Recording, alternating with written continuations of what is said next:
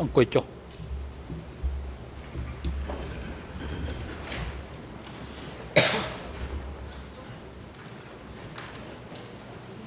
អង្គជំនុំជម្រះប្រកាសបន្តកិច្ចដំណើរការនីតិវិធីសមនការហើយនឹងផ្ដល់វិធីការជូនទៅក្រុមសហមិត្តវីនៅមុខតំណាងដើមដឹងរដ្ឋវិនីដើម្បីឡើងបន្តធ្វើសេចក្តីសន្តានផ្ទាល់មាត់បញ្ចប់កិច្ចពិភាក្សាដេញដោល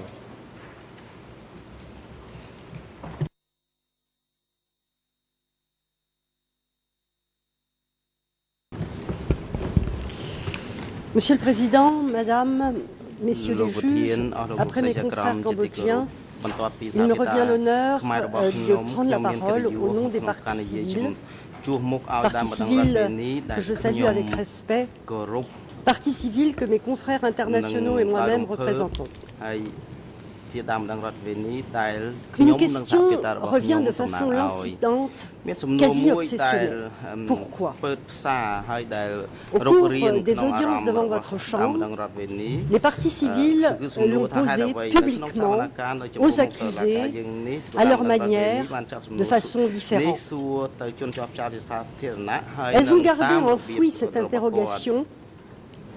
Le temps n'a pas effacé leurs blessures, il les a en apparence effacées, mais la question, elle, est toujours là. Pourquoi? Aurons-nous une réponse? Je n'en suis pas sûre. À question complexe, il n'y a pas de réponse simple.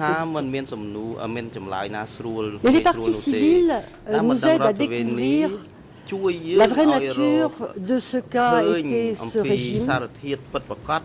Il a existé par le secret, par le mensonge, par la terreur organisée.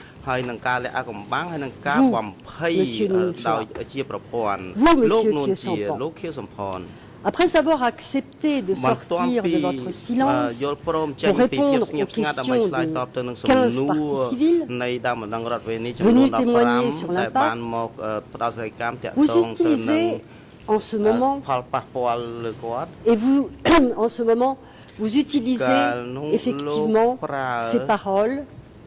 Vous tentez de donner à votre régime, à vous-même, une image humaine et asseoir les lignes de votre défense. Les lignes de votre défense, nous les connaissions déjà. Tous deux, à votre manière, vous allez en fait éluder ces questions.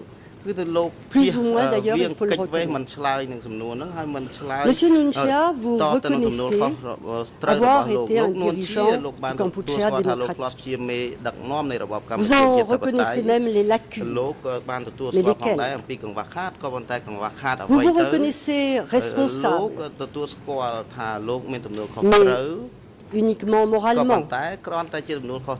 Les partis civils, malheureusement, n'en sont pas plus. Très vite, vous affirmerez, Monsieur Nuncha, n'avoir eu aucun pouvoir exécutif, comme si la séparation des pouvoirs existait au Kampuchea démocratique. Monsieur Khieu-Samphan, vous êtes beaucoup plus disert.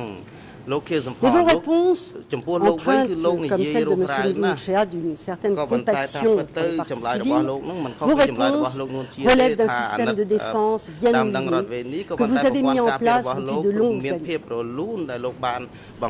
Monsieur Khieu-Samphan, vous vous transformez en victime du régime que vous avez servi pendant de longues années.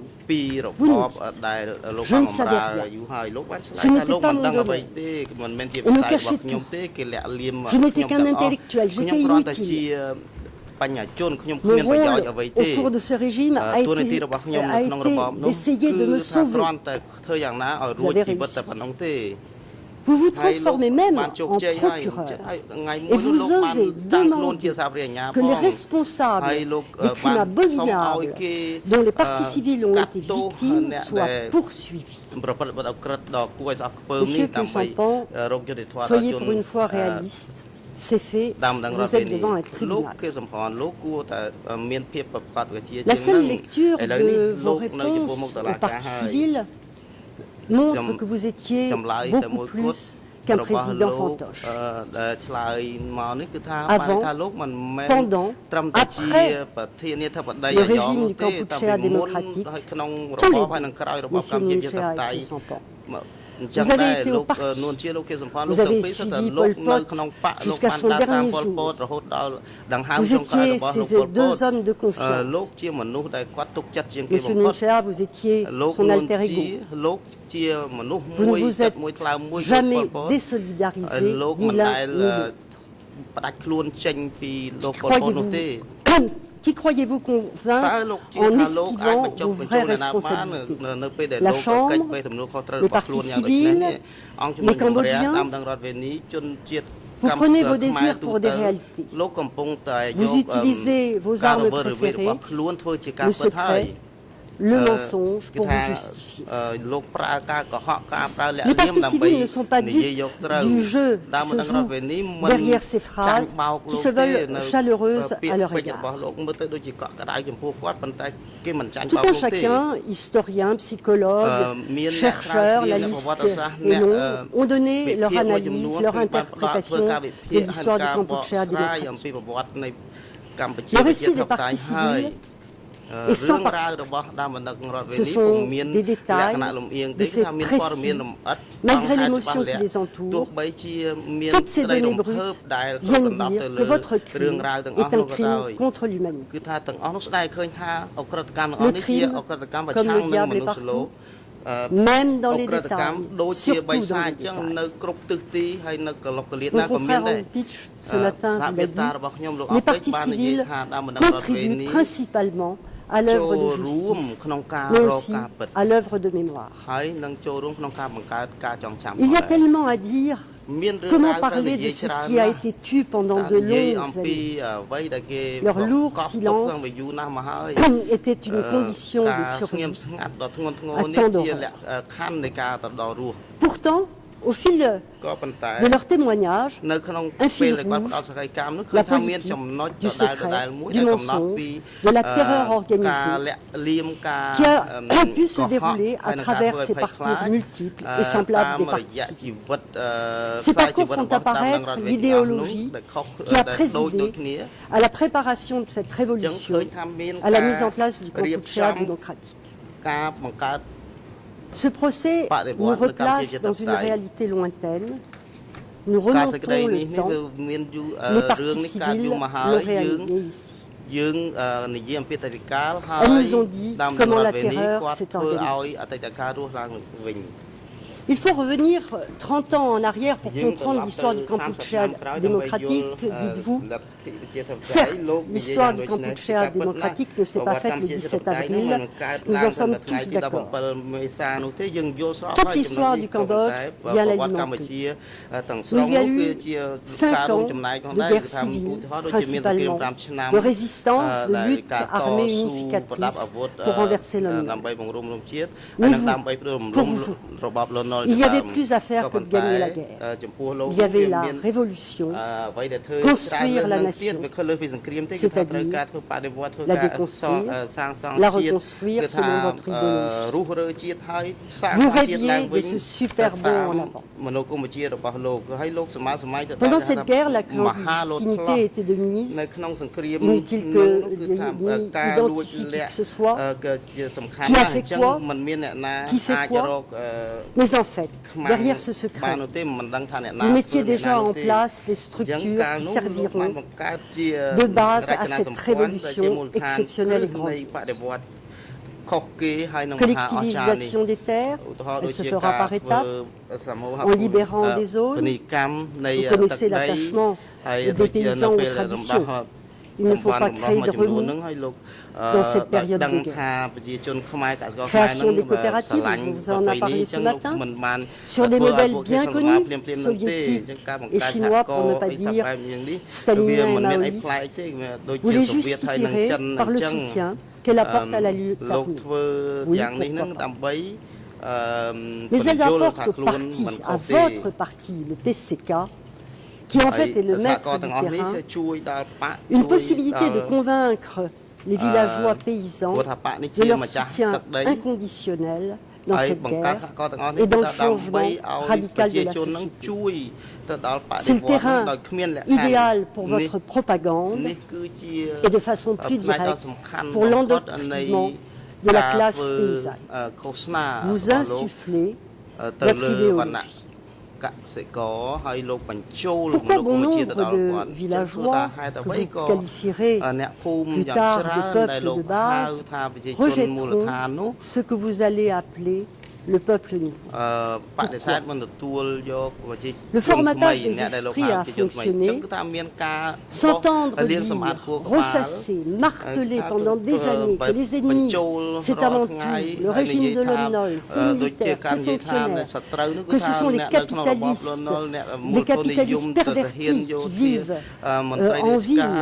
Il en reste quelque chose. Ces coopératives vont également permettre aux partis, dès avant le 17 avril 1975, d'exercer un contrôle social sur la population, de détecter les ennemis, de les éliminer.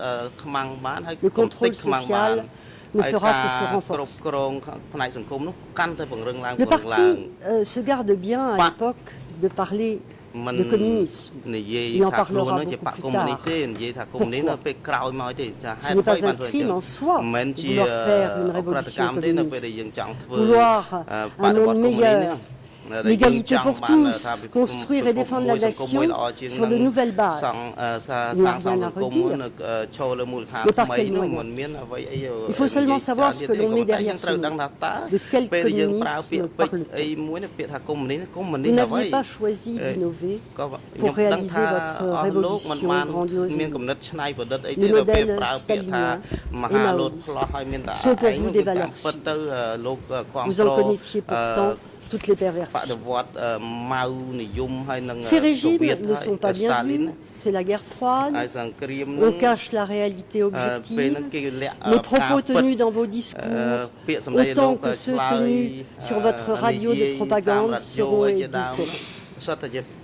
Quelques propos ambivalents peuvent faire apparaître l'idéologie qui est en arrière-plan, mais rien de plus. On ne se dévoile pas.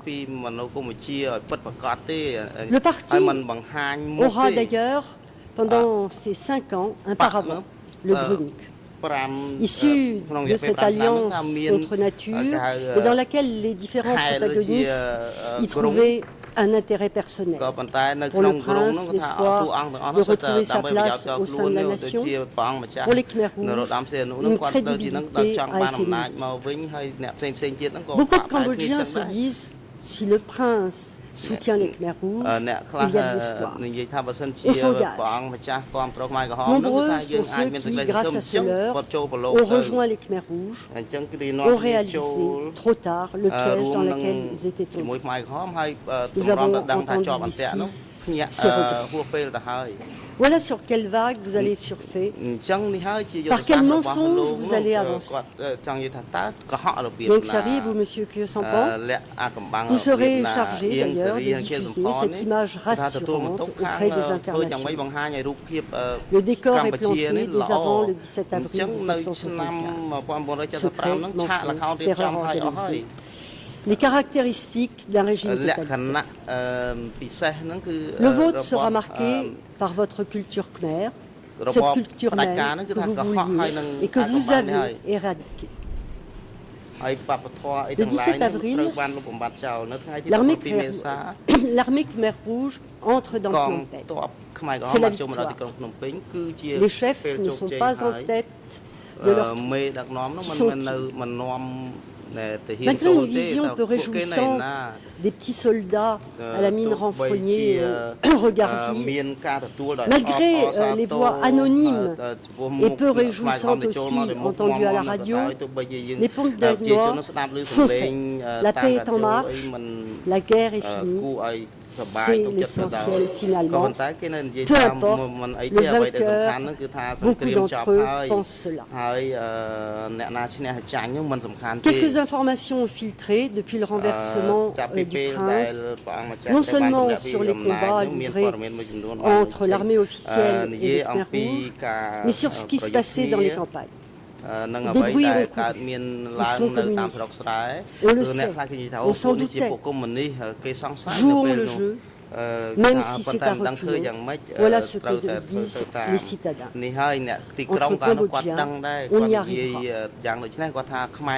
Ils vous accordent le bénéfice du doute, ce que vous ne leur accorderez jamais. Ces citadins n'imaginent pas, ne peuvent pas imaginer ce qui va leur arriver. Contrairement à l'analyse que semble faire M. Nunchia, vos troupes n'ont pas libéré une population emprisonnée par les forces du gouvernement de Lon Nol. Une population acquise à votre cause. Non. Les soldats le savent. Ils entrent en terre ennemie. Ils ont des ordres. Ils sont programmés pour exécuter votre plan, l'évacuation de toute la population de Cambodge. Votre régime commencera par un mensonge le 17 avril, continuera à fonctionner par le mensonge, et après votre défaite, vous continuerez à mentir jusqu'à aujourd'hui. J'en ai parlé tout à l'heure. Le mensonge, c'est une des conditions du fonctionnement du régime que vous avez mis en place. Vous restez dans votre idéologie. Vous pensez que vous apporterez le paradis aux Cambodgiens. Vous refusez la réalité. Vous la niez. Le mensonge va de pair avec le secret. Pour Philippe Short, expert entendu à cette barre, que la défense cite abondamment dans ses mémoires, le mensonge restera une caractéristique majeure de votre nouveau régime. Il devint un instrument de pouvoir. Oui, je l'ai dit tout à l'heure, c'est un attribut des régimes totalitaires. Vous êtes les vainqueurs et vous avanciez masqués. Cette évacuation enrobée de mensonges, le jour de la victoire, montre ce que représente pour vous cette population citadine.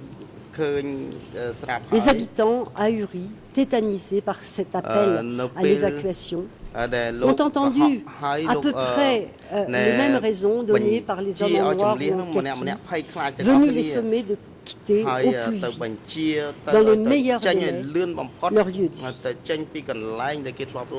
Quitter la ville pour 3 jours, car il y a des risques de bombardement américain, on vous en a parlé, nécessité de nettoyer la ville.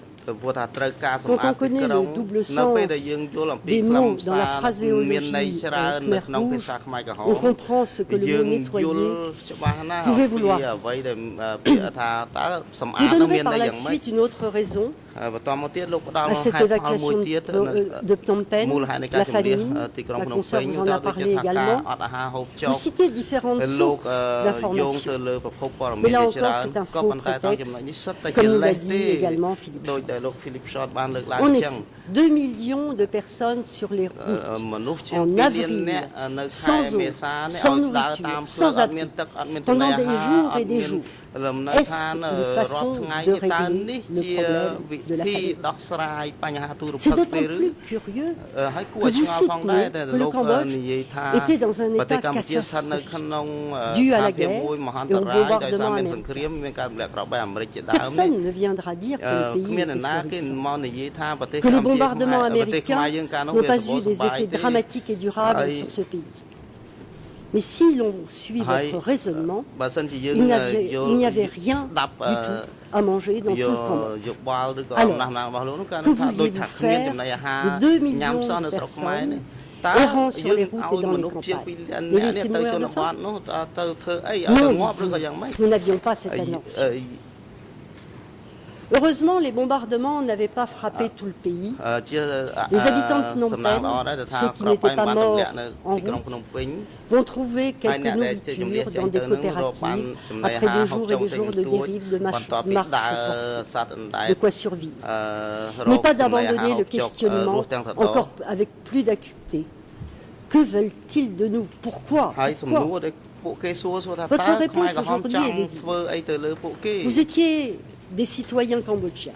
à part quelques traites militaires, féodaux. Le reste de la population n'était pas évacuée. Nous vous avons évacué, oui c'est vrai, de façon générale et systématique, oui c'est vrai, mais pas avec de mauvaises intentions. Tout le monde a été évacué. Il n'y a pas eu de discrimination. À part la chasse aux sorcières de l'Ancien Régime, dont une partie a été liquidée sur place, un nombre bien supérieur à celui annoncé par M. Khieu Samphan dans ses différents messages radio et même à celui qu'aurait annoncé le prince, tous les habitants ont été évacués. Vous les avez appelés le peuple nouveau. Ce ne sont pas eux qui se sont appelés de ce nom. Les partis civils n'ont pas arrêté de le dire en arrivant dans les villages ou même sur les routes. Ils ont entendu les Khmers rouges, les villageois les appeler les 17 avril, le peuple nouveau. C'était l'appellation officielle. Vous avez construit une entité à part, vous avez créé un groupe à part, vous l'avez séparé des masses sur lesquelles reposait votre révolution au relent marxiste. Comme il n'y avait pas de classe ouvrière dans votre pays, vous êtes assez logiquement appuyé sur les masses paysannes. Vous instaurez une ségrégation au sein de la société condottienne, même si le peuple de base ne bénéficiait pas de toutes les libertés individuelles, il en avait encore, il avait encore des droits. Ils seront d'ailleurs appelés les pleins droits. C'est vous qui avez créé ces catégories. Le peuple nouveau, les évacués, eux, seront les déposés. Il n'y a pas de groupe politique, mais vous l'avez forgé, ce groupe politique. Il n'est pas besoin d'être encarté dans un parti pour être politique. Peu importe les activités diverses de ces citoyens. C'est vous, les dirigeants du Kampuchea démocratique, qui leur avez attribué cette caractéristique. Vous qui avez forgé ce groupe qui, par essence, est globalement un groupe ennemi. On nous suspectait toujours. Nous étions du peuple nouveau. Par principe, on nous considérait comme des ennemis, disent les partis civils. Ces citoyens, vous leur avez arraché leur identité. Peu importe qu'ils soient commerçants, professeurs, réfugiés, cyclos, tout le monde a été mis à la même enseigne. C'est vrai, vous n'avez pas fait de différence. Tout le peuple, tous les évacués,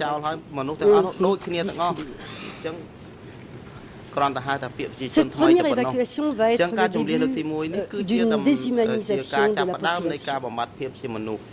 Le peuple nouveau est devenu un peuple sans droit. Vous leur avez même retiré à ces citoyens, à ces citadins, leur citoyenneté, en leur interdisant de voter à l'Assemblée nationale, aux élections de l'Assemblée nationale en 1976. Le peuple de base aura ce droit. Je dois dire, on peut sourire amèrement, tristement, en pensant à ces élections. Une Assemblée nationale pour sauver les apparences, des députés cadres du parti, déguisés en ouvriers de choc pour faire révolutionnaire sur le parti, sur le papier, montre jusqu'où le mensonge pouvait aller. Voilà, M. Nunchea, comment vous avez été élu président de l'Assemblée nationale. Monsieur Khieu Samphan, vous veniez d'être désigné président du Kampuchea démocratique. Vous le savez. Les élections, on ne vous les avait quand même pas cachées. Les peuples nouveaux ne seront donc même plus des citoyens. Alors, quels sont vos objectifs? Les détruire? Non. Les rééduquer. Il y aura des pertes. Ce n'est pas votre problème. Pour vous, c'est un effet collatéral de ces évacuations. Combien de personnes vont être arrêtées et éliminées?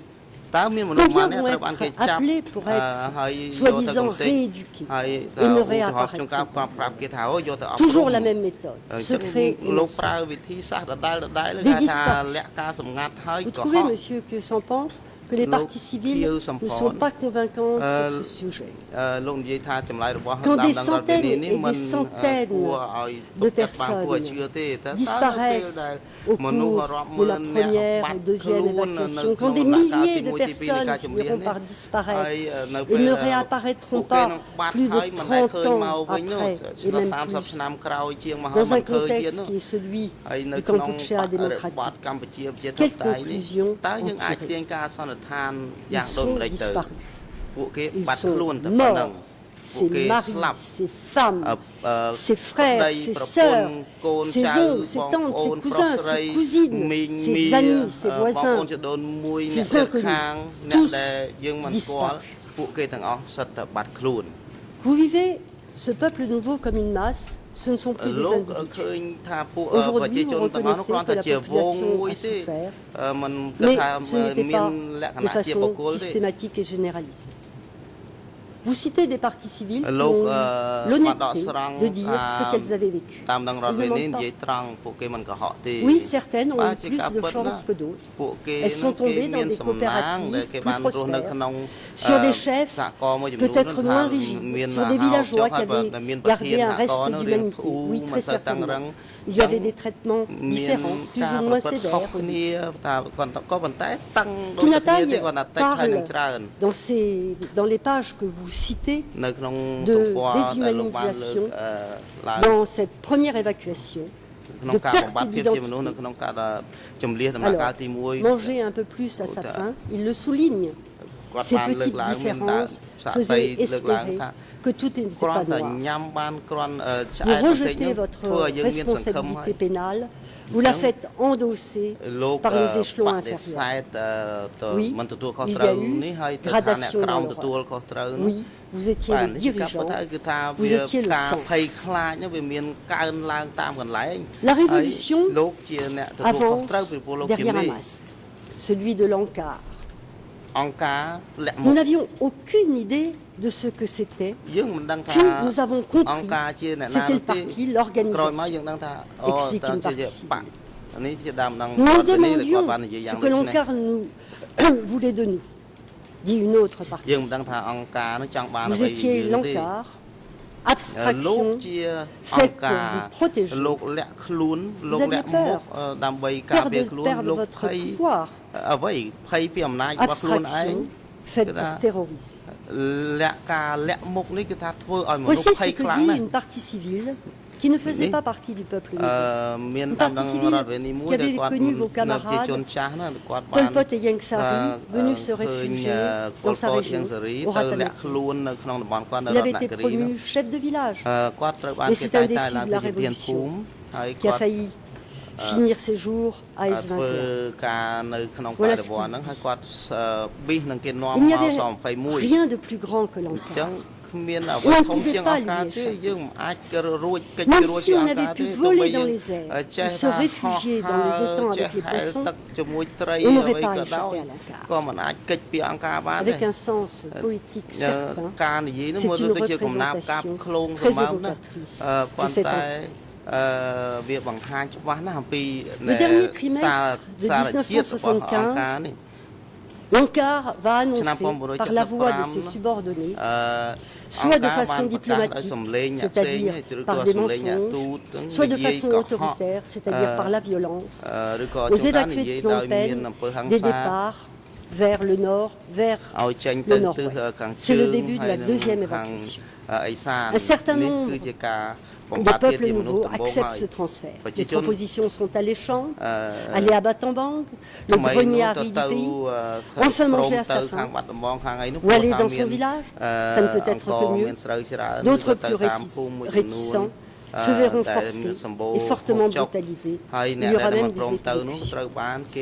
Il y aura d'autres fausses raisons pour amener le peuple nouveau à partir. vous allez retourner à Phnom Penh, vous allez pouvoir travailler. Et Ankara a besoin de vous. Oui, certains y croiront, s'inscriront.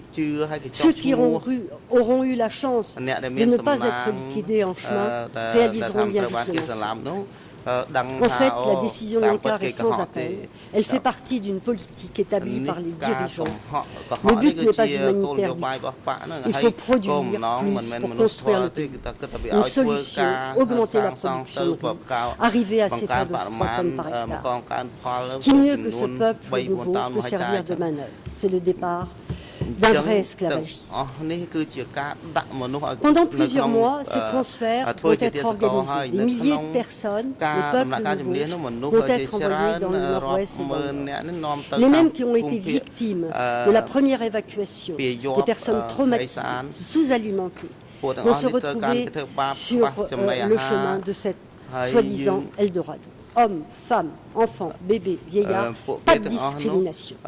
Pourquoi? Le peuple de base, lui, reste dans ses maisons. Les partis civils apportent une preuve irréfutable de la prise de décision venant du sommet, de l'objectif de cette politique, de son résultat, mise en esclavage des évacués, qui sont en totalité les peuples de Fou. Il n'y a plus d'individus, il y a une masse que l'on transfère. La planification de ce transfert est méticuleuse. Tout était organisé pleinement, structuré, prévu, diront les partis. Elles indiquent que les chefs Khmer Rouge avaient des listes préparées, avalisées par les dirigeants. Impossible de les modifier, diront Khmer Rouge à une personne qui ne voulait pas partir. L'ordre vient d'en haut. Certains d'entre eux resteront plusieurs jours en attente que les Khmer Rouges aient réuni le 17 avril. Toutes les personnes transférées seront à plusieurs reprises enregistrées au départ, à l'arrivée. Si les ordres n'étaient pas venus du centre, il aurait été totalement impossible de faire traverser le pays à ces milliers et milliers de personnes. Ce ne sont pas les petits chefs, comme vous le laissez entendre, qui ont pris ces décisions. Ce sont bien les dirigeants. Le transfert s'est fait de façon systématique, généralisée. Il a été discriminatoire, frappant une seule partie de la population, celle que vous appelez les Des centaines et des centaines de personnes vont être entassées, le plus souvent dans des charrettes à bœufs, quelquefois dans des camions, avec leurs maigres baluchons, puis des parcours à pied, sous la pluie, sous le soleil brûlant, des attentes le 17 avril, sont mis à l'écart des villageois, puis de nouveau les charrettes. En décembre, on change de zone. Le nombre des évacués ne cessait d'augmenter. On entasse de nouveau dans des camions. Nous avions peur de voir notre famille séparée, disent les partis civils. Des centaines, les camions sont bourrés de personnes, 100 personnes par camion. Ils roulaient sans se préoccuper de nous. Des femmes se sont trouvées mal. Nous découvrons qu'elles sont mortes. Plus tard, à la halle, les corps seront jetés par les Khmer Rouges sur le bord de la route, abandonnés, dira une partie civile. Pourquoi perdre du temps avec le 17 avril? Certains camions traversent la ville fantôme de Phnom Penh. Dans un camion, une petite voix s'élève. Papa, on rentre à la maison? Papa, pourquoi il n'y a personne? Que répondre à cet enfant? Se demander son père qui a gardé le silence. Cet enfant n'était pas le seul à avoir posé ce genre de questions à ses parents. Pourquoi?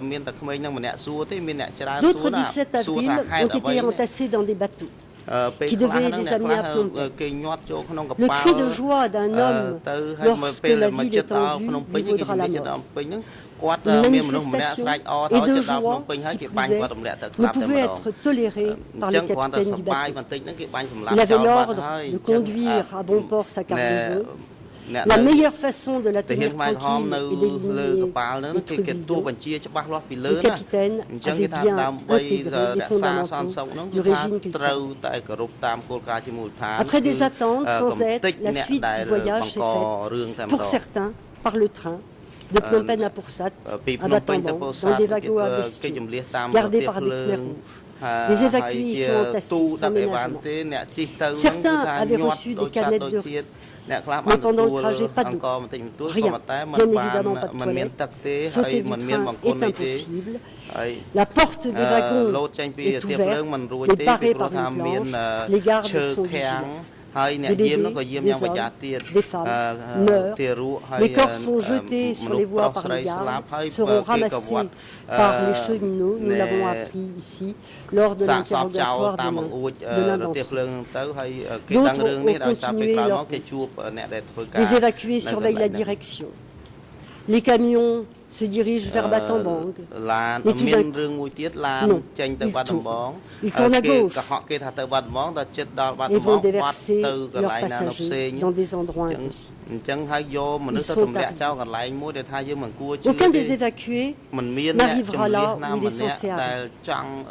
Épuisé, sans avoir reçu ni nourriture, ni eau aussitôt, choqué par la violence de cette évacuation, par les morts, par cette déshumanisation complète, ils se retrouvent dans des camps de transit où ils sont à nouveau enregistrés.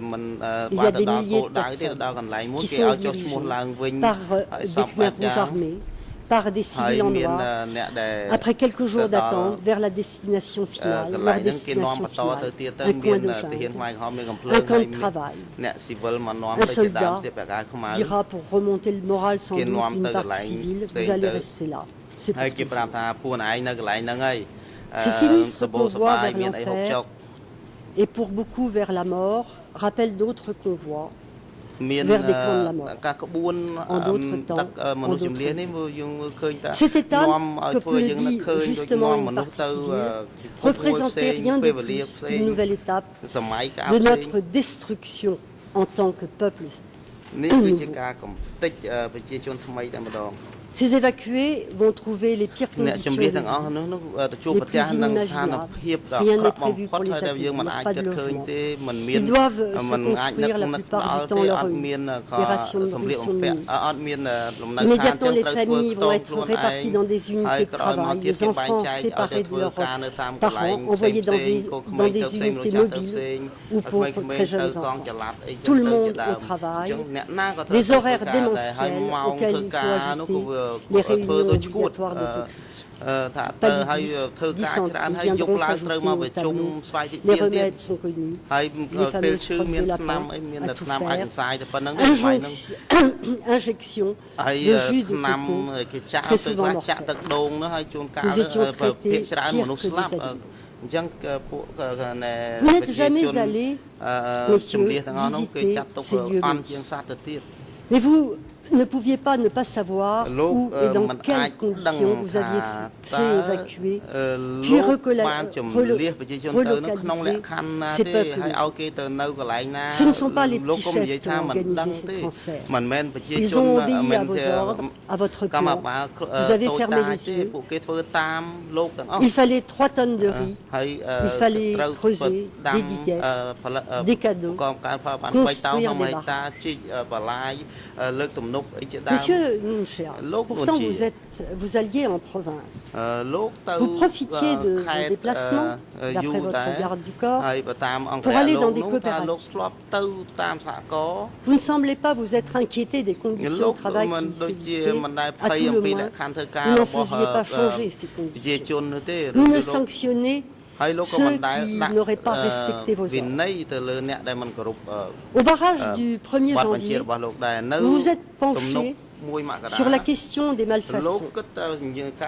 Mais sur ces conditions inhumaines de travail, ces cohortes d'automates, non, vous n'avez rien dit.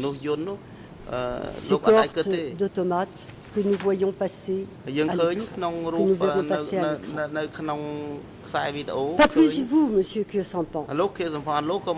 Vous êtes allé au barrage de Trapaguma avec le prince. Tout était préparé pour faire. Vous avez même été emballé par ces grands barrages. Je vous cite. Mais vous ne posiez aucune question. Vous saviez que ces barrages avaient été construits à la main, pas de machine. Ce qui se passe est conforme à vos idées sur les relations entre l'individu et l'État. Seul à prendre en compte l'intérêt de la nation. L'individu ne compte pas. L'individu est effacé. Votre nation est un État esclavagiste que vous avez approuvé, organisé, comme le reconnaît Philippe Chauvin.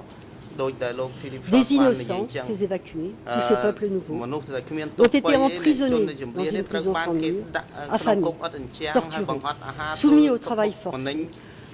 Ils n'ont aucun contrôle sur leur vie. Pourquoi? Parce qu'il restait des ennemis, des impurs. Vous les avez jetés dans la catégorie des déposés. Ils n'en sortiront jamais. Le régime du Kampuchéa démocratique a créé une situation singulière. Ce régime communiste s'est voulu exceptionnel, a pris des moyens exceptionnels pour détruire l'identité de la population, la transformer. Alors, pourquoi c'est donné que l'on parle de génocide cambodgien? Madame Touche Pandarassar, partie civile, précise que l'un de ses enfants est mort pendant le génocide. Vous l'avez entendu ici. Monsieur et Madame Chai, partie civile, ont visé dans leur plainte le génocide. Pourquoi s'étonner que M. Sidney Chambers spontanément nous dise c'était un génocide, que des chercheurs, sociologues, journalistes, artistes se sont penchés sur la question du génocide effacé. Puritypan pose la question. En parlant du peuple cambodgien, il écrit ceci. L'invention, en son sein, d'un groupe humain considéré comme différent, dangereux, toxique, qu'il convient de détruire, n'est-ce pas la définition du génocide? Les partis civils dans leur ensemble parlent de génocide. Nous n'en discuterons pas plus avant. La question reste posée juridiquement, mais dans ce procès, vous n'êtes pas poursuivi pour crime de génocide et la Chambre a limité expressément le champ de poursuite. La déshumanisation a tué les vivants, mais aussi les morts. Les partis civils ont dit leur douleur qu'elles portaient de savoir leurs proches restés sans sépulture. Oui, les morts ont été déshumanisés. Avant la mort, après la mort. Plus de tradition, plus de rites religieux, plus de rites sociaux pour les enterrer. Il faut prendre des risques pour le faire, disent les familles. Les corps ont souvent disparu. Où sont-ils? Enfouis dans de vastes charniers, sur les lieux mêmes de leur mort, partout. La mort est effacée, il n'y a plus de crime.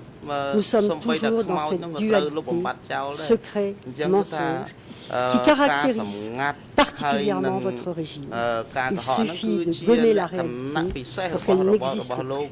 Dans ce procès, les partis civils sont venus avec leurs morts, leurs disparus.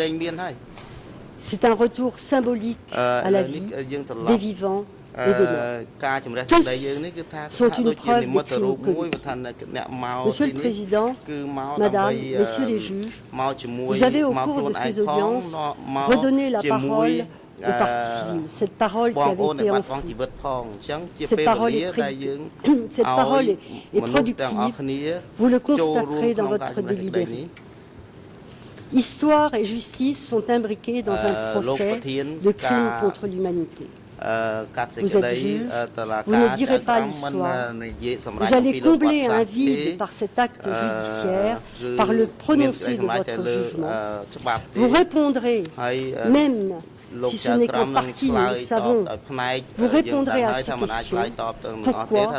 Comment cela a été possible? Les partis civils attendent votre décision avec impatience. Même si elles le savent, le prononcé d'une condamnation n'effacera pas leur souffrance. Elles sont enquistées en elles. Mais la justice sera rendue. Ce sera un gage pour l'avenir du Cambodge. Je vous remercie. ការជំរះសេចក្តីនេះសារក្រមនេះនឹងคล้ายជាការជំរុញឲ្យគិតពីអនាគតរបស់ប្រទេសកម្ពុជានៅថ្ងៃមុខសូមអរគុណលោកប្រធានអរគុណសូមអញ្ជើញលោកត្រីមេធាវី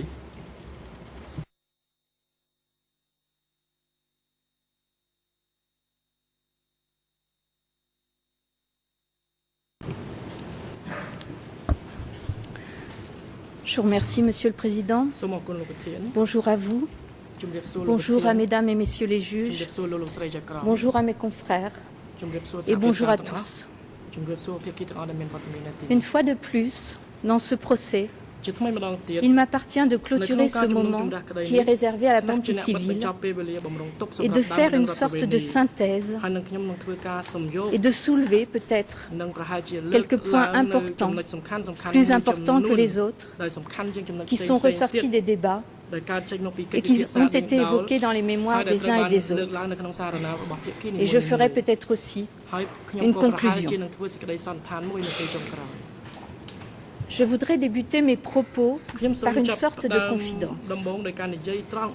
Lorsque je suis entrée dans cette salle pour la première fois, il y a presque 3 ans, et que j'ai vu assis en face de moi les 4 accusés, plus de 35 ans après l'arrivée au pouvoir des Khmers rouges,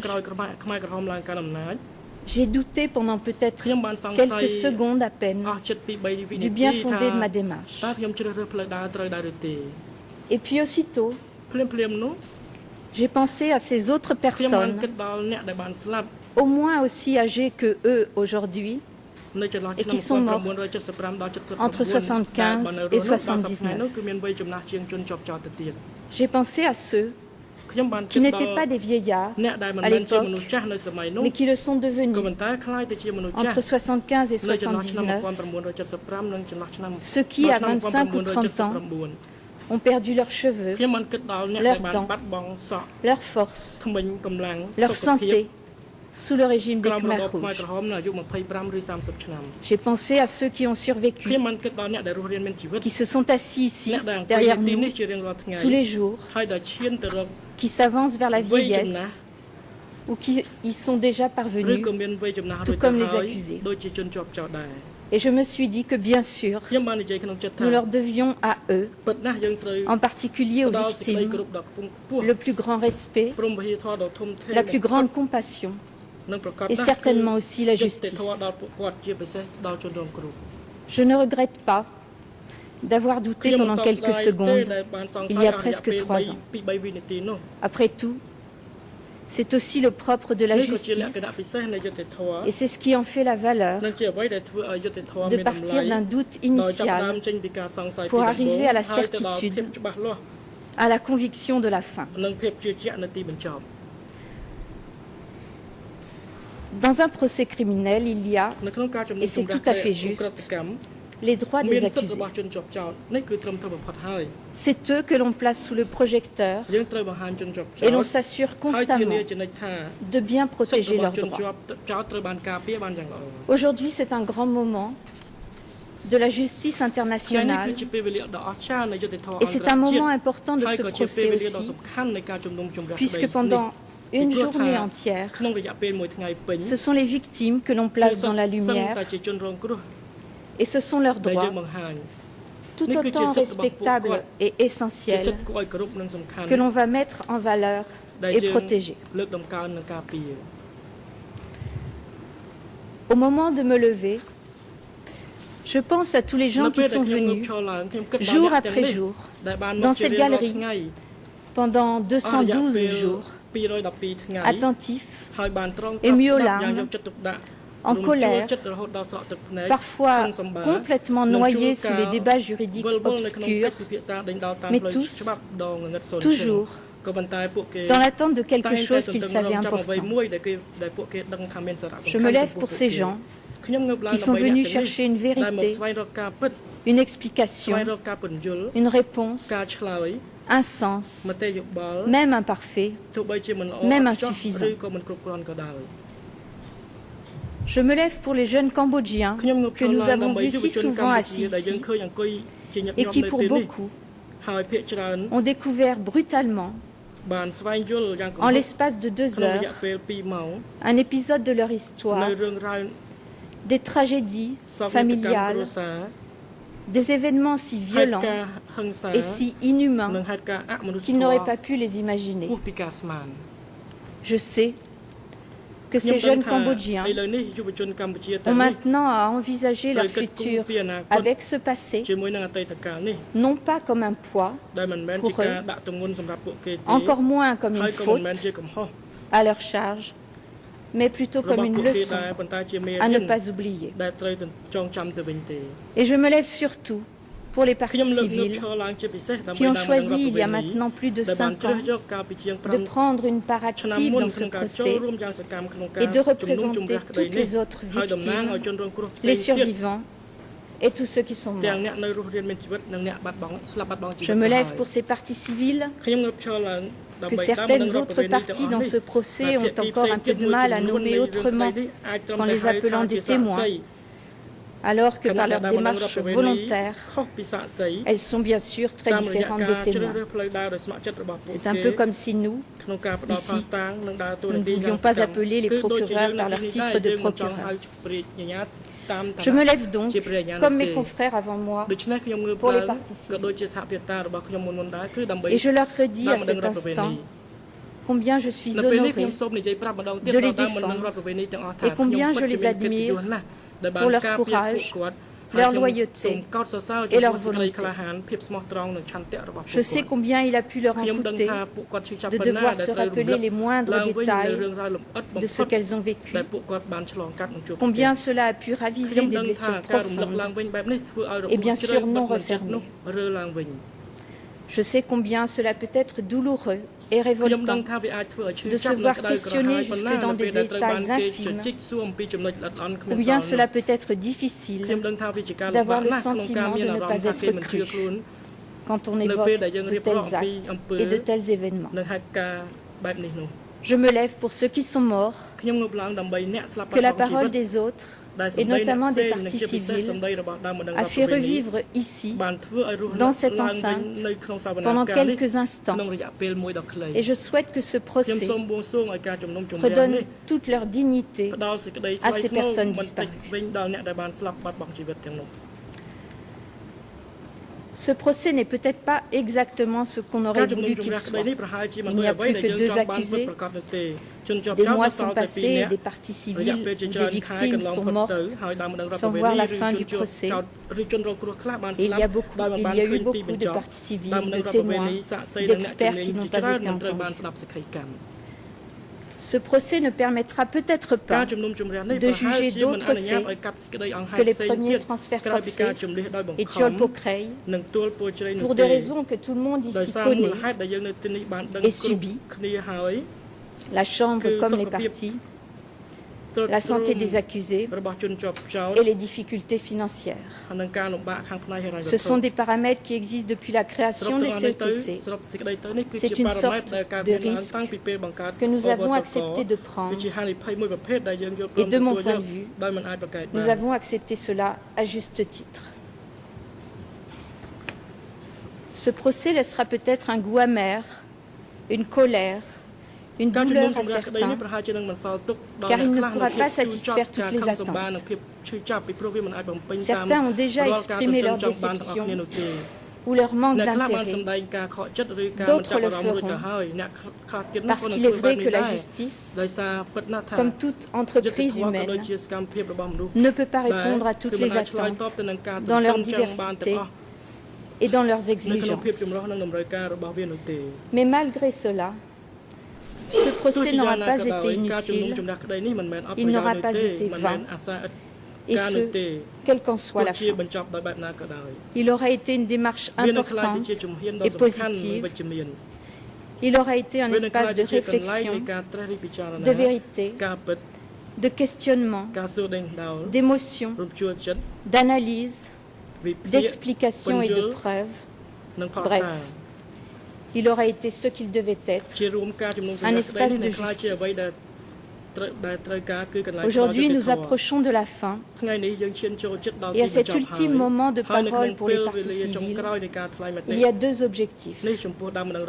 D'abord, la reconnaissance de la culpabilité des accusés pour les crimes qui ont été évoqués pendant ces derniers mois, et nous soutenons l'accusation sur ce point. Ensuite, et nous y viendrons tout à l'heure, la reconnaissance de leurs blessures de victimes du fait de ces crimes et la reconnaissance de leurs préjudices accompagnée d'une nécessaire réparation. Je voudrais tenter une ultime fois de brosser un tableau de ce que vous allez juger à travers les yeux de toutes ces victimes. À travers ce que vous venez d'entendre, les faits que mes confrères vous ont déjà décrits, je voudrais d'abord souligner combien les déplacements forcés de la population et l'exécution à Tuolpokray sont en eux-mêmes déjà l'expression emblématique de tout le régime du Kampuchea démocratique. Combien on peut y voir déjà tout ce qui définira ensuite ce régime. Du moins, c'est ce que nous pouvons voir, nous, avec la distance du temps. Parce que je voudrais aussi, dans le même temps, souligner combien pour les victimes, en revanche, à ce moment-là, les événements étaient au-delà de ce qu'ils pouvaient imaginer, au-delà de la raison, au-delà de la compréhension. Il y a d'abord, comme un événement incroyable, cette évacuation de Phnom Penh que les habitants encore aujourd'hui évoquent avec stupeur et une douloureuse incrédulité. On vous l'a dit, ça n'était pas la première évacuation et à Phnom Penh, on avait un peu entendu parler de ce qui se passait dans les zones occupées par les Khmer Rouges. Ma consoeur ce matin vous l'a dit. On avait un peu entendu parler de Kampong Cham, de Udong, d'autres villes. On avait entendu dire qu'elles avaient été évacuées lorsque les Khmer Rouges les avaient prises. On avait un peu entendu parler des violences et des exécutions, mais simplement, on ne voulait pas y croire, ou plutôt je devrais dire, on ne pouvait pas y croire. Comment peut-on croire en effet que des Cambodgiens puissent s'acharner à vider leur propre ville, de leurs propres concitoyens, jusqu'au dernier habitant, et de cette façon, et avec ces objectifs? Lorsque les soldats se présentent à leur porte et les chassent, les gens partent sous la menace, à toute vitesse, dans la peur et la panique, par milliers. On l'a dit tout à l'heure, en 3 jours, la ville est vidée. Il a fallu seulement 3 jours pour faire partir aux 4 points cardinaux plus de 2 millions de personnes, peut-être davantage. Les gens de la partie nord sont partis au nord, ceux du sud au sud, ceux de l'est à l'est, ceux de l'ouest à l'ouest. Plus de 2 millions de personnes. Priti Pan, qui est une victime du régime, nous dit dans son livre L'élimination ceci. Je sais aujourd'hui que la vitesse est un facteur décisif qui semble ne pas peser rétrospectivement. Nous n'avons pas eu le temps d'être fascinés ou même convaincus. Nous avons été immédiatement déplacés, affamés, séparés, terrorisés, privés de parole et de tout droit. Nous avons été brisés, nous avons été submergés par la faim et la peur. Toute ma famille a disparu en 6 mois. Fin de citation. On ne peut mieux dire, je crois, ce que représentait dès le 17 avril ce premier déplacement de population, emblème du régime dans sa totalité. C'est un mouvement tellement efficace et radical, tellement rapide et absolu dans son résultat, que seule la mauvaise foi pourrait faire croire que les détails de sa réalisation sont le fruit de comportements isolés de quelques petits chefs inconséquents. Les mêmes mots, les mêmes ordres, les mêmes motifs, Et les mêmes menaces, lorsque la raison ne convainc pas, sont prononcées partout, de la même façon, dans toute la ville, et les gens fuient. Cette évacuation avait été de toute évidence depuis longtemps préparée et mûrie, et même expérimentée sur de plus petites villes. Ces gens qui quittent Phnom Penh, qui marchent sous le soleil du mois d'avril au Cambodge, ils marchent sans comprendre ce qui leur arrive. En fait, ils ne savent pas encore que ce n'est pas pour 3 jours et que ce n'est pas non plus pour revenir bientôt. Ils ne savent pas encore qu'à cet instant précis, les Khmers rouges mettent en place la glorieuse révolution socialiste dont ils rêvent depuis des années et qu'ils vont le faire par tous les moyens possibles.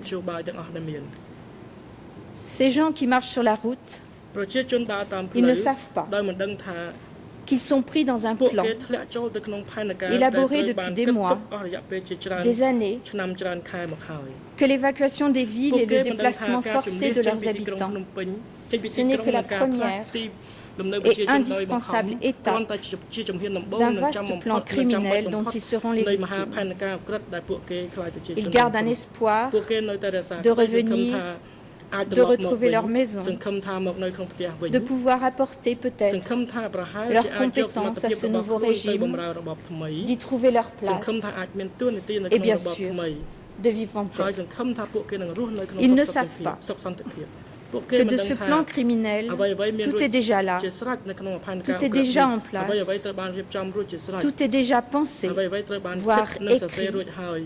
Tout fonctionne dans les zones déjà occupées, et cela depuis des années. Ils ne savent pas qu'il y a en haut ces dirigeants dont 2 sont ici, préoccupés de faire aboutir coûte que coûte leur glorieuse révolution. Ils ne savent pas qu'ils vont souffrir bien davantage et pendant des années. Ils ne le savent pas encore pendant ces 3 jours qui se transforment en semaines et en mois. Ils découvrent la mort, les tueries, les pagodes détruites, les contrôles d'identité inexplicables, où ils devinent qu'il faut mentir, tout ce qu'on vous a dit tout à l'heure, et ils ne comprennent pas. Lorsqu'enfin on les laisse s'installer de façon précaire, ils croient que leur calvaire va s'alléger un peu. Ils reçoivent pour certains des petites rations de riz. Ils croient qu'ils vont pouvoir s'adapter en se pliant aux exigences qu'on leur rappelle, avec des mots et des préceptes identiques dans tous les villages où ils vont échouer. Ils croient tous la même chose, parce qu'ils entendent tous la même chose de la bouche des petits cadres locaux qui relaient si bien le discours venu d'en haut. Et puis il y a le second transfert forcé de personnes. C'est peut-être ce deuxième déplacement forcé qui leur permet de comprendre qu'ils ne sont plus que des objets, des outils, pris dans un vaste plan qui les a englobés dès la première heure à Phnom Penh. Le deuxième transfert forcé montre de façon exemplaire comment les hauts dirigeants, l'Angkar, poursuivent absurdement, avec un entêtement exceptionnel, cruellement, inexorablement leur plan criminel. Alors qu'ils savent qu'il y a dans le nord-ouest des problèmes graves liés à un manque de nourriture spécifiquement pour le peuple nouveau. Les hauts dirigeants, ceux qui sont à Phnom Penh et qui sont venus constater les choses sur place au mois d'août 1975, ceux qui ont reçu des rapports très clairs sur le sujet, ceux-là décident d'envoyer dans le nord-ouest des centaines de milliers de personnes, principalement, très majoritairement des gens du peuple nouveau.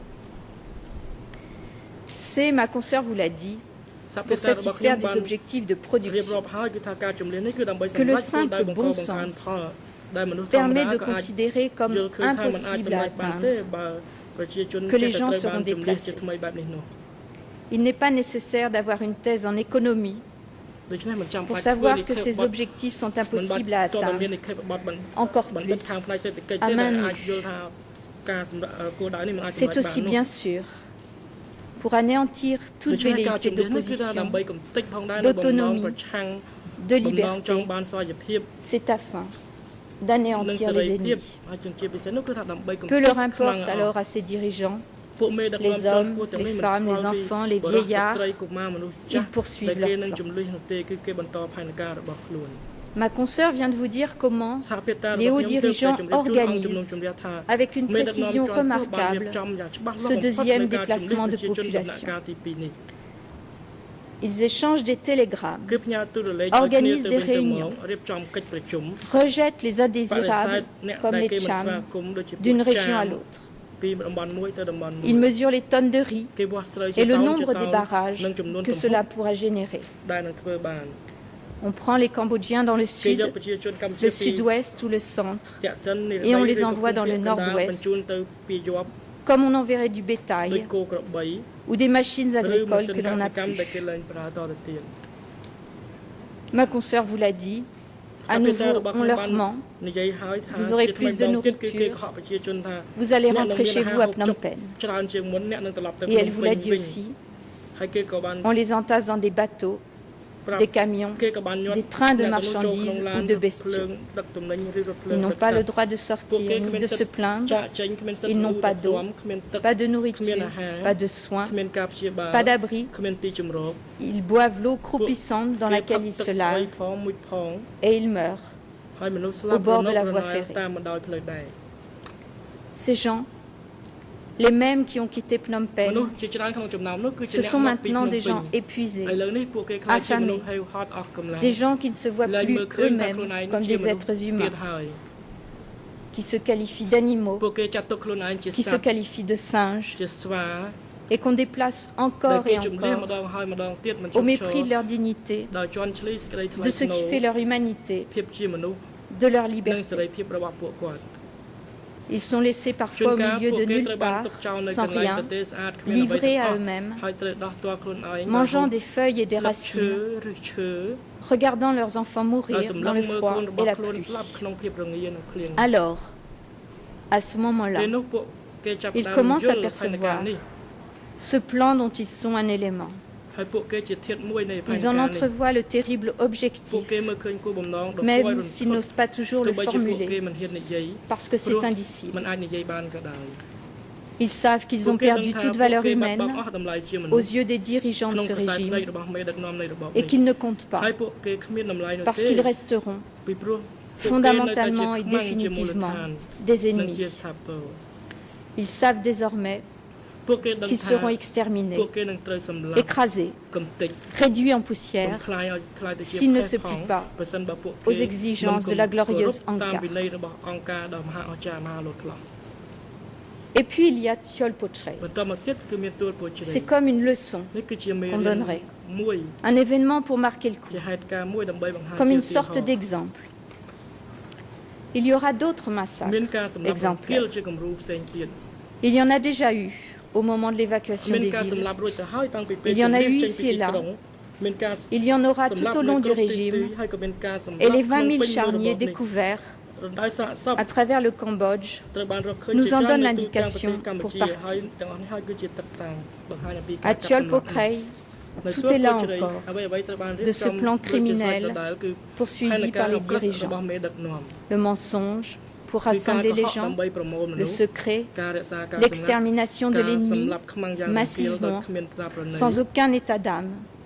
Ici, ce sont les militaires et les fonctionnaires du régime, de l'ancien régime. Et puis les corps sont entassés, sans sépulture, les uns sur les autres, dans un carnage humain. Des témoins ont même parlé de ces bulldozers venus ensuite enterrer à la hâte ces traces trop voyantes et les odeurs insupportables. Nyun Shea nous dit dans son mémoire final que personne n'a vu directement tuer, suggérant ainsi que cela n'aurait peut-être pas existé. Des gens sont venus ici décrire tout le processus qui a précédé l'extermination, jusqu'aux minutes la précédente. D'autres ont décrit dans un film versé au débat l'exécution elle-même. Certains ont décrit les morts, entassés, attachés les uns aux autres, qu'ils ont vus le lendemain. Et le charnier a été retrouvé. Mais pour Nunchea, cela n'a peut-être pas existé. Dans ces 3 épisodes, entre 75 et 76, il y a tout déjà de ce plan criminel et de ses objectifs. Encore aujourd'hui, l'incrédulité persiste, même et surtout chez les victimes, et cette question qui revient sans cesse, comment est-ce que cela a été possible? Les accusés nous donnent volontiers une explication à l'image de leur discours de l'époque. À plusieurs reprises pendant les débats, nous avons entendu dire ici que les petits cadres locaux, les petits chefs militaires et même les chefs de zone, qui sont tout proches des dirigeants, auraient de leur pleine initiative tué, torturé, affamé, maltraité les gens, et plus particulièrement ce qu'ils appelaient les 17 avril, ou le peuple nouveau. Nunchea comme Khieu Samphan se sont plus à tenir ce discours, arguant de leur totale ignorance de tout cela, pour autant, bien sûr, que cela eût existé. Ils nous ont dit à maintes reprises qu'ils ne savaient pas, qu'ils n'ont pas été informés, qu'ils ne voulaient pas cela pour le peuple cambodgien. Lorsqu'en 1979, le monde entier découvre S-21, Khieu Samphan, président du Présidium du Kampuchea démocratique, et ensuite Premier ministre, puis vice-président chargé des affaires étrangères, lui ne sait rien. Il faudra qu'il voie le film de Ritipan, sorti en 2003, pour apprendre l'existence de S-21. C'est en tout cas ce qu'il nous dit. Il délivre ce discours au mépris de l'évidence. Dès les transferts forcés, les mêmes ordres, les mêmes menaces sont partout prononcées.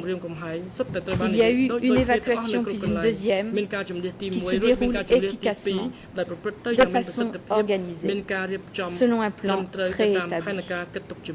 Les mêmes discours sont entendus partout, porteurs des mêmes messages. Les mêmes termes sont utilisés par les cadres, partout, dans toutes les coopératives, à commencer par ces termes si symboliques. 17 avril, peuple nouveau. Pour vider systématiquement les villes et déplacer à nouveau les populations. Pour inciter en divers endroits, et notamment à Tuol Potrey, les anciens militaires, ou bien les fonctionnaires, ou bien les enseignants, ou bien les moines, à se rendre à telle ou telle manifestation, on use des mêmes subterfuges et on poursuit en définitive les mêmes buts, exterminer cet ennemi à multiples facettes pour qu'aucun obstacle ne se présente contre la grande et glorieuse et rapide révolution socialiste. Pour que cela soit possible, il faut une tête en haut qui dirige, qui guide. Il faut une propagande. Il faut des décisions diffusées partout. Ce groupe en haut existe, bien sûr, et les cadres ne l'ont plus nommé qu'ainsi, immédiatement, l'ANCAR. Nunchea et Khieu Samphan en font partie. Nunchea a dit à maintes reprises que Pol Pot et lui ne faisaient qu'un. Il a fini par admettre que frère numéro 2, c'était bien lui. Il est lui, Nunchea, juste en dessous de Pol Pot, parfois juste à côté de Pol Pot, et parfois juste à sa place.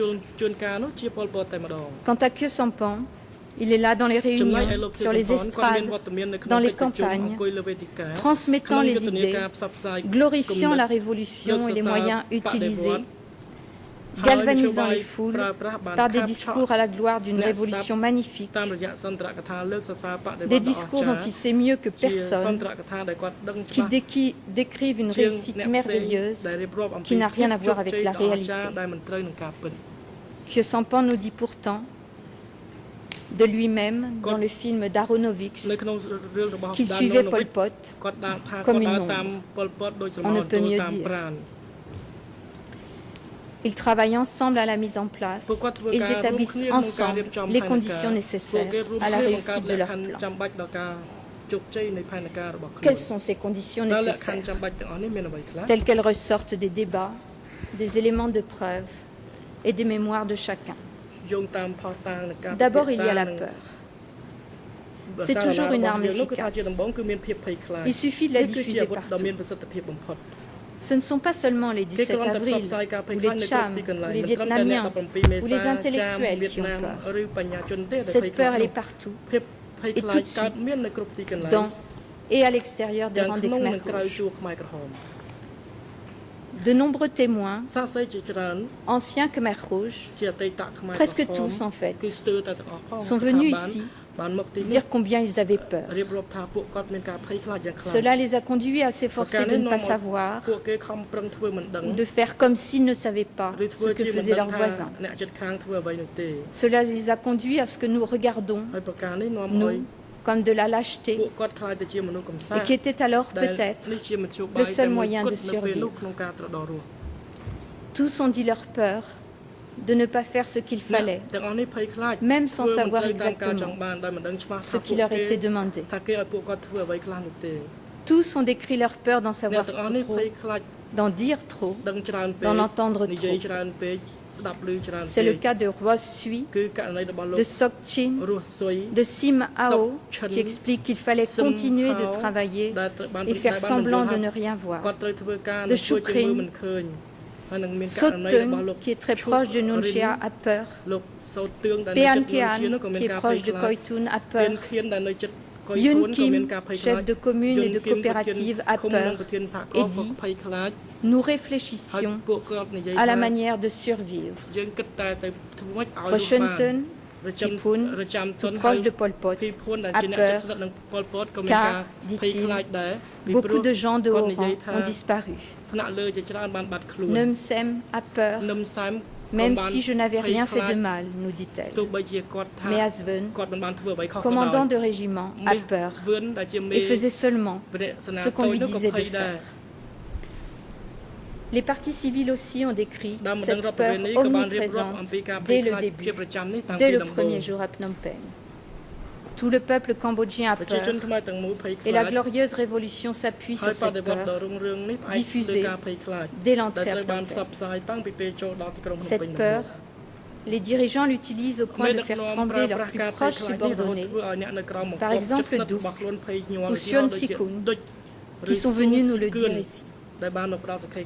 Cette peur fait plier chacun et elle est d'autant plus efficace que l'on ne sait pas très bien de quoi il faut avoir peur et pourquoi. Elle ôte à chacun toute capacité de dire non ou de s'opposer ou même d'élever une toute petite critique. Installer et maintenir ce climat de peur a été un des objectifs constants des dirigeants de ce régime. Le seul fait de savoir qu'on pouvait disparaître ou mourir était suffisant. La peur a été la première des armes utilisées. Et puis il y a la soif, mais surtout la faim. Elles sont là, elles aussi, dès que les gens des villes quittent leur maison. La faim sera une arme terrible, présente également tout au long du régime et tellement efficace. Elle devient peu à peu si obsédante qu'elle retire toute capacité de penser et d'agir dans un autre but que celui de survivre. Il faut juste survivre. Quand on écoute les récits des 17 avril, par exemple, on mesure combien, à peine sortis de Phnom Penh, Cela a été une préoccupation permanente et qui s'est aggravée au fur et à mesure des mois pour devenir une torture physique et psychologique de tous les instants. Ils décrivent cette faim comme une obsession et comme une cause de maladie et de mort.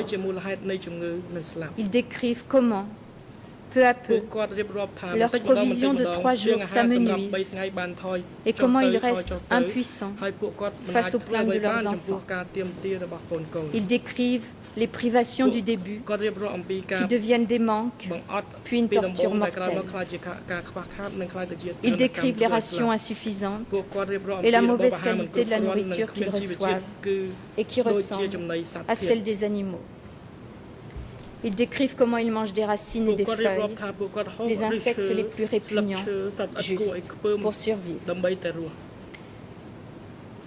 Ils décrivent l'avilissement auquel les soumettra finalement cette faim, la destruction de leur corps, l'affaiblissement absolu, les supplications de leurs enfants mourants, celles de leurs parents qui se traînent sans force avec leur bol à la main. Cette faim, tout comme la peur, est soigneusement orchestrée dès les tout premiers jours, dès les déplacements de population, et même peut-être avant, lorsque les Khmers rouges empêchent les bateaux de ravitaillement d'atteindre Phnom Penh pour nourrir une population gonflée de centaines de milliers de réfugiés. Si les déplacements de population faisaient à l'évidence partie d'un plan, il était également très clair qu'aucune mesure n'avait été prise pour apporter un quelconque soutien à la population pendant ces déplacements, et notamment par la distribution d'une nourriture suffisante. Et cela aussi faisait partie du plan.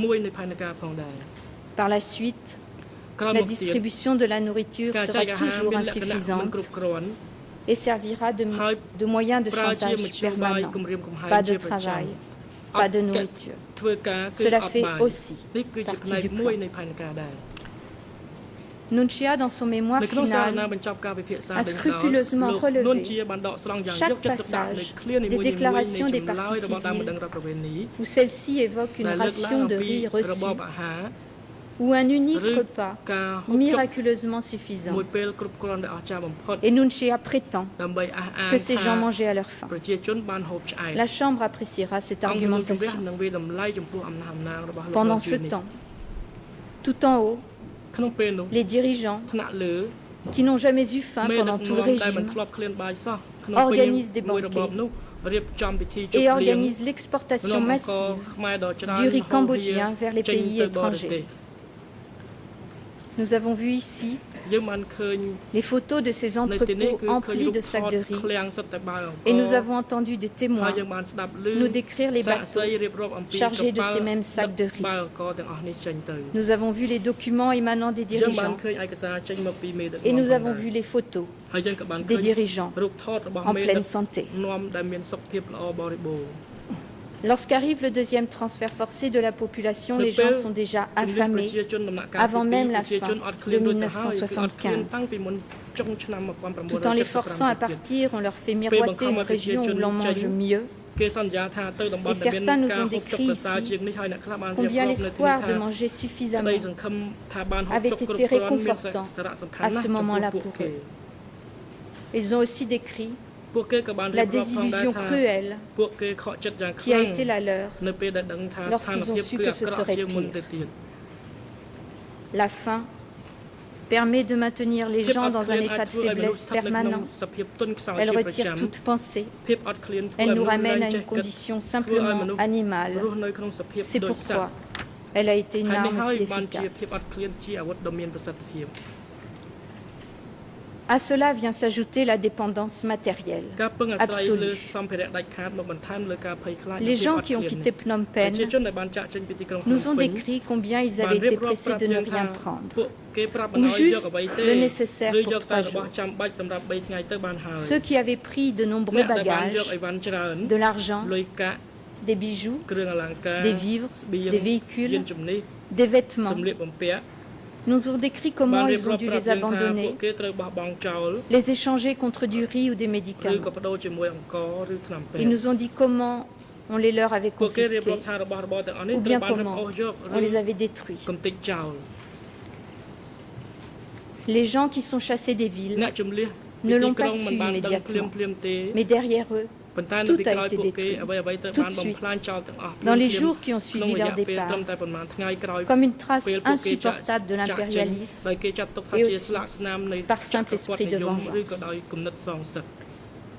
Ils ne l'ont pas su tout de suite, mais ils n'avaient plus rien, ni maison, ni meubles, ni souvenirs, ni papier d'identité, ni le moindre de ces petits objets personnels, nécessaires ou pas, dont chacun s'entoure. Petit à petit, ils n'auront même plus un vêtement à eux, même pas un peu de vaisselle, même pas un jouet. Ils ont tout juste une cuillère. N'avoir plus rien, c'est perdre son individualité, son autonomie, et c'est être dépendant.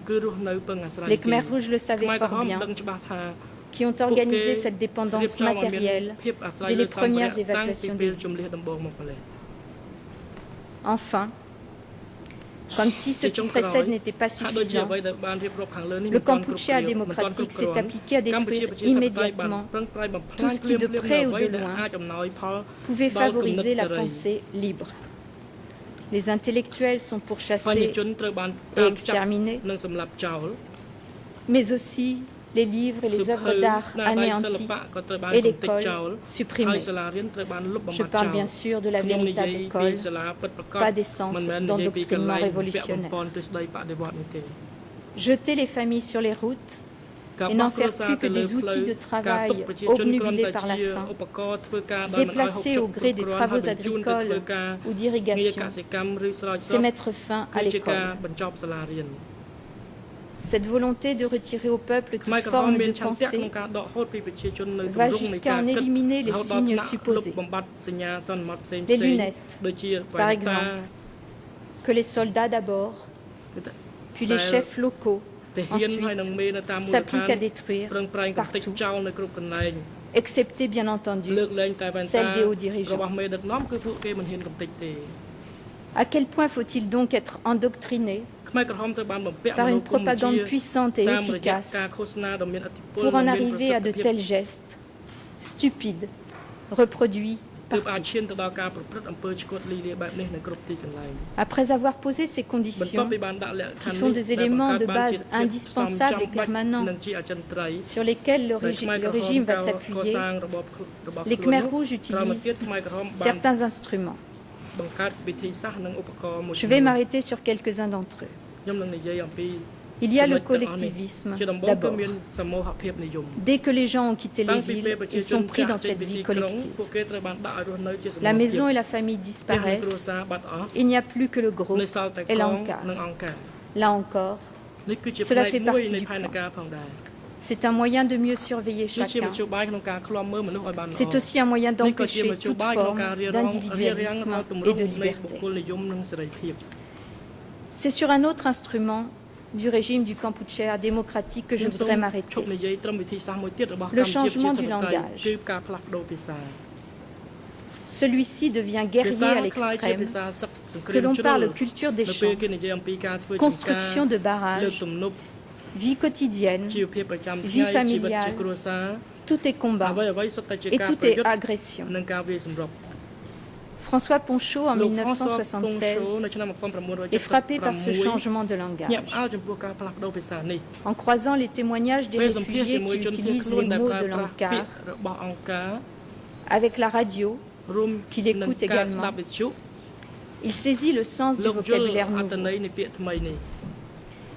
Il y a dans ce vocabulaire de multiples dictons, dont de nombreux chargés de termes guerriers et pour le moins agressifs, qui ont été répertoriés par M. Henri Loka. Ce langage use de mots-clés répétés sans fin, comme le terme « ennemi » et ce qu'il recouvre. Des centaines de documents officiels reprennent ce terme d'ennemi, ennemi de l'intérieur, ennemi de l'extérieur. Ce mot est tellement employé par la propagande officielle qu'il sera ensuite conjugué de toutes sortes de façons par les cadres à tous les niveaux. À chacun de découvrir cet ennemi qui rôde près de lui. Dans un climat de peur permanente, cela donne très exactement ce que nous avons tous entendu ici.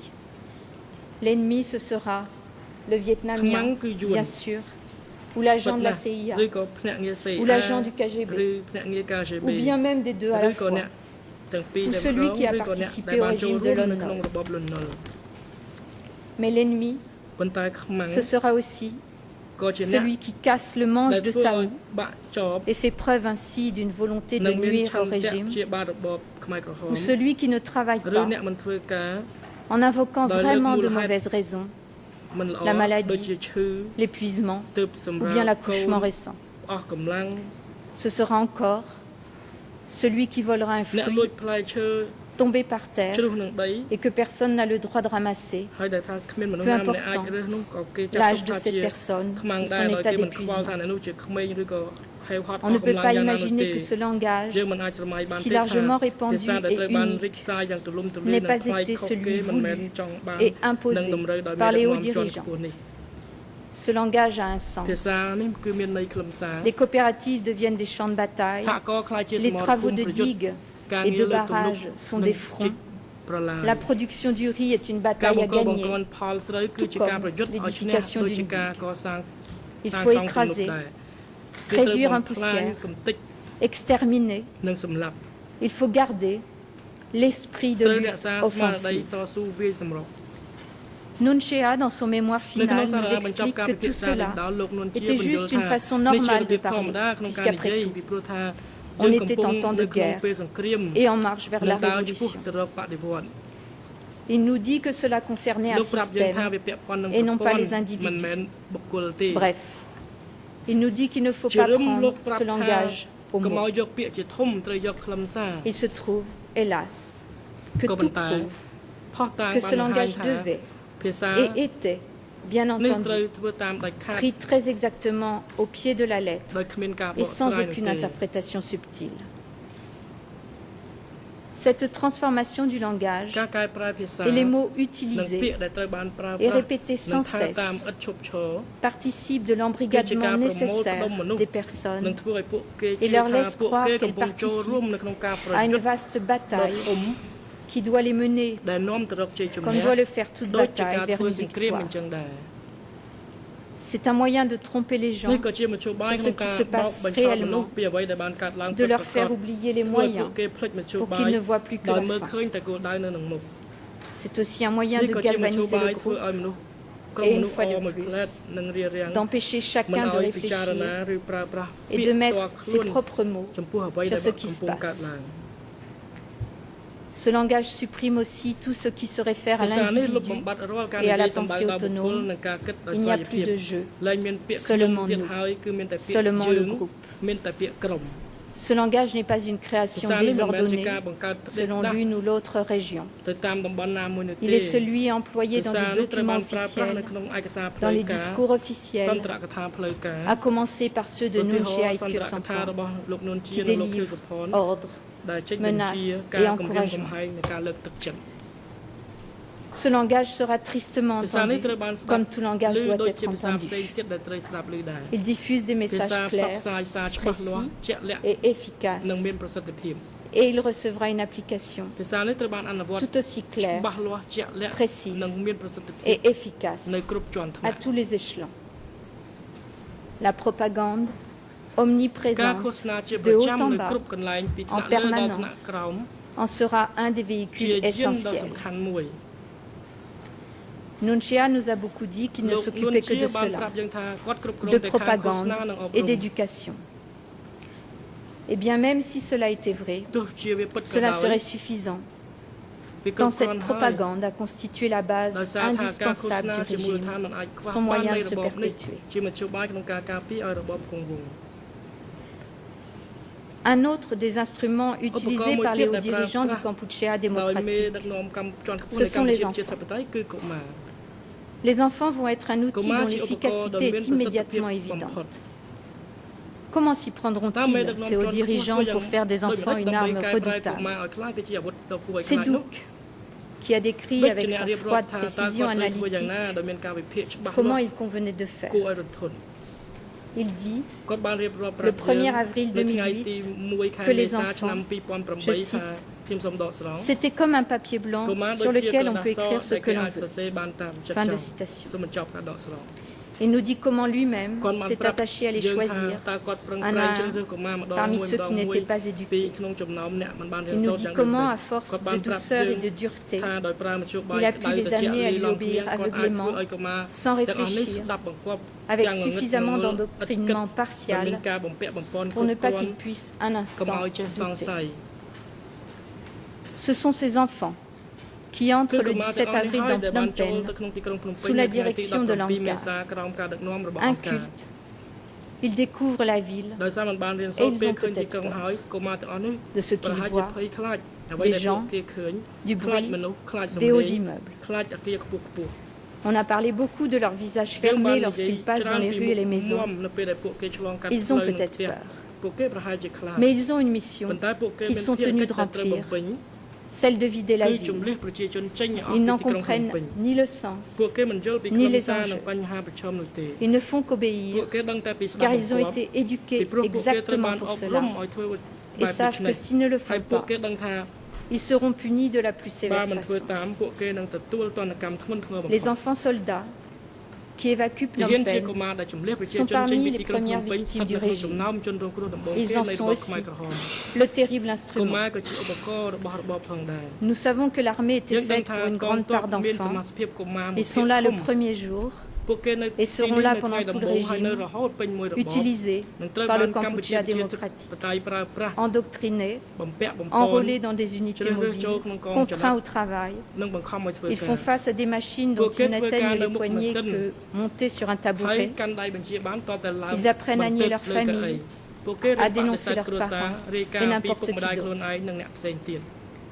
Au lieu d'aller à l'école et d'apprendre ces choses qu'on appelle des humanités, ils absorbent des slogans qui deviennent leur seule règle de vie. Que Sampan se vante d'ailleurs de cela dans son discours du 15 avril 1977, lorsqu'il explique « Nos enfants ne jouent pas avec des petites voitures, des bateaux et de faux fusils achetés à prix d'or. Nos enfants sont heureux de pouvoir chasser les moineaux des champs, s'occuper du bétail et des bœufs, ramasser de l'engrais naturel et aider à la construction des barrages et des digues et au creusement des réservoirs et des fossés. Ils adorent le travail de la production. Ils sont bien formés au travail manuel et aux tâches agricoles. » À l'audience, il y a quelques semaines, le 4 juin 2013, que Sampan a dit à une partie civile exactement le contraire, qu'il n'avait pas la moindre idée que les enfants travaillaient comme les adultes, qu'il ne pouvait pas imaginer une telle situation. Et il y a bien sûr les autres enfants, ceux qui appartiennent aux familles des 17 avril, ceux qui assistent terrifiés à la mort de leurs parents ou d'autres, ceux qui supplient pour ne pas être séparés de leur famille, ceux qui sont battus et humiliés, ceux qui volent des grains de riz pour survivre, ceux qui supplient pour avoir un peu à manger, et ceux qui restent tout seuls. Ceux-là aussi sont une arme. Le Kampuchea démocratique sait bien que les parents se battront pour faire survivre leurs enfants, en s'acharnant au travail, en se pliant aux règles les plus inhumaines, en se taisant. បាទហើយដល់ពេលសំត្រមនឹងតម្រាក់ឲ្យដែរហើយអង្គជំរះមុននឹងប្រកាសជំរាបអំពីការសម្រាប់សូមរំលឹកជូនដល់ភាគីមន្ត្រីបុគ្គលិកចំណុះឲ្យការិយាល័យរដ្ឋបាលនៃអង្គយុវវិទ្យាមញ្ញក្នុងតុលាការកម្ពុជាតែបានគ្រប់គ្រងកិច្ចដំណើរការសកម្មភាពនិងសាធារណជនជ្រាបថានៅរសៀលនេះអង្គជំរះនឹងបន្តធ្វើសកម្មភាពរហូតដល់ម៉ោង 5 ល្ងាចប បាទលើនេះដល់ពេលសម្រាប់ឲ្យអមប្រកាសសម្រាប់20នាទីចាប់ពីពេលនេះទៅរហូតដល់ម៉ោង3 និង30នាទីសូមអញ្ជើញចូលវិញដើម្បីបន្តកិច្ចដំណើរការសកម្មភាពសម្រាប់ចុះ សូមក្រោកឈរ